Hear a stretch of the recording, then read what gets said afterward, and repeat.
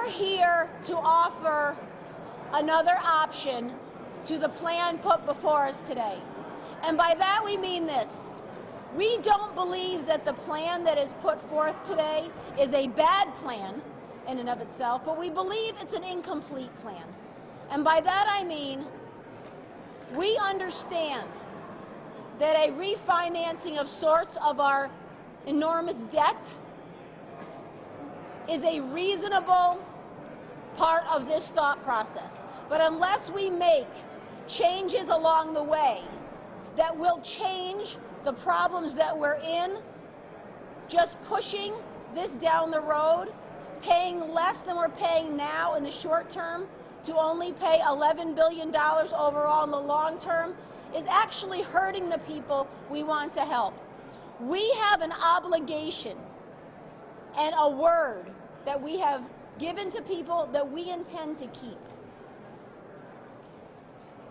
All of these monies are put forth for the purposes of allowing people to get what they were told they're getting. The problem is that those monies are almost 50% of the state budget. So investing in that retirement plan and these people's retirements is investing in the future of the state of Connecticut. So what we decided to do was say, let's look, it is you, and those are the people that we are here to support. We would like to look at the plan the governor put forth today, but supplement that by saying, we have talked about concessions before. The reason why I believe, and I've heard from many state employees, and I agree with them, you don't trust what we're doing with your money because we spend too much and we borrow too much, we're not responsible. We are asking again to sit down, have a conversation about those concessions, but the difference this time is we're going to take that money and invest it in your pensions, in your own future, which is the state of Connecticut's future. Not stick it in the general fund, not sweep it irresponsibly so you don't know where it goes. So just echoing some of the comments by Representative Klarides, there is a deal on the table that the governor and the unions negotiated. The question is that the best solution to the problem? Think about what's really happening. $1.1 billion that we should be paying to the pension plan for the state employees, we're using to balance the budget. I don't think that's a good plan. I don't think it's a good plan for the state. I don't think it's a good plan for the union employees, because that money should go into the union. It should go into the coffers and grow and be expended. But what it's doing, it's being taken out for the purposes of balancing a budget. So the question is, was this a plan to really put Connecticut on the right track on pensions, or was this a plan to fix a budget? I say the reason why we asked to have the matter postponed was only so that we could look at other options. This may be the best, I don't know. We only got the figures on Tuesday. We all had figures December 18th. Then we got new figures the day that appropriations was meeting. They were dramatically different in a number of regards. So then we tried to talk to the actuary and try to contract the actuary through the Limbo's office, and he was very accommodating, but he couldn't get the numbers to us by Wednesday. So our idea is, listen, let's just get all the numbers. I think we're all going in the same direction. What's the rush? This bill hits in 2032. It is February.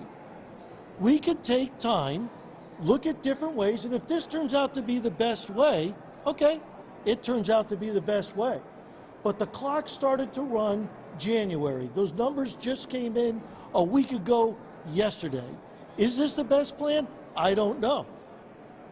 Why can't we have a discussion about different alternatives openly? And openly doesn't mean you have to have a big, on CTN and stuff. I'm talking among leaders to say, here are the different ideas. Bring the union people in. I don't care. But let's have a fair understanding of what we're trying to achieve and the best way of getting there. Then at least we all can be on the same page. A lack of options doesn't mean this is the sole solution. And I would also, as I said, indicate where we're taking $1 billion that's due the union, that's due the union members, and saying we're not giving it to you, we're balancing the budget, and you're going to get it sometime in 2047, to me, doesn't make a lot of sense. Not from any standpoint. Now, as I said, there may be good reasons. I haven't quite heard them all yet, but that's what we want to do. So we came up with different alternatives to try to reach that endpoint. This is not an acrimonious type of idea here. This is, let's figure out what's best for everybody. That's all we're saying. It's very, very simple. In our idea, there's no rush. There's no rush. What's really unfair is the clock started January 4th while we were just getting into session, putting our committees together. Most of the Capitol Press knows you were in 13 different areas at once. And then 1 week before today's vote, all the information comes out. It's a 30-day clock. When the two parties agree to what the agreement is, they have 10 days to file it with on the calendar, and then the 30-day clock runs. If both parties can say, listen, we haven't reached the final agreement, let's give it some time, let's start at the clock February 1st to run March. They control the clock.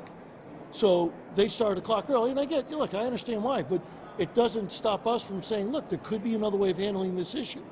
We made a deal. We're obligated to fulfill our obligations on the deal. Tier 1 is 25% is only 25% funded. Why? Because we didn't make the payments. We as a state didn't make the payments. That's wrong. So how are we going to fix this? That's the question.